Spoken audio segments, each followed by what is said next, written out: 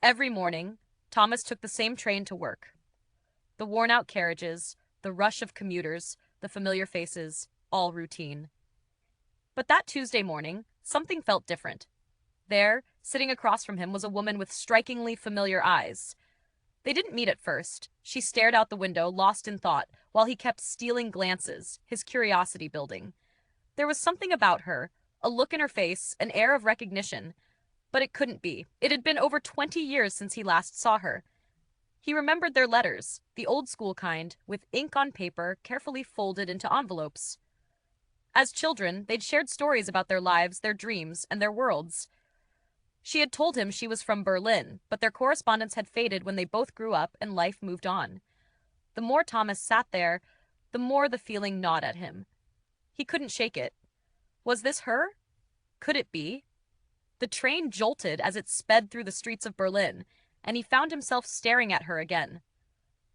He wanted to ask, but how could he? What were the chances that this stranger across from him could possibly be that little girl with whom he'd shared his most innocent thoughts? It seemed too impossible. The train approached their station, and as the doors slid open, something strange happened. The woman looked at him, her gaze piercing through the crowd. And in that moment, their eyes locked, and it was as if the entire world stood still. "Thomas?" she said, her voice barely a whisper above the rush of commuters.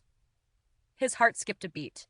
He had never expected this, never imagined that their paths would cross like this after all these years. She smiled, and he knew. He had finally met his childhood penpal, the person who had once been a constant in his life, but whom he had lost without a trace. In a city full of strangers, here they were. Two souls, unknowingly commuting side by side for months, connected by a past they'd long forgotten. The words came rushing back, the memories of those handwritten letters, the childhood secrets, the innocent connection that had once been their world. "I can't believe it's you," Thomas stammered.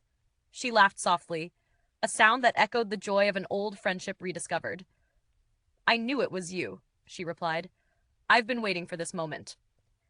As the train came to a stop, they stepped off together, walking side by side for the first time, ready to pick up the thread of their old friendship.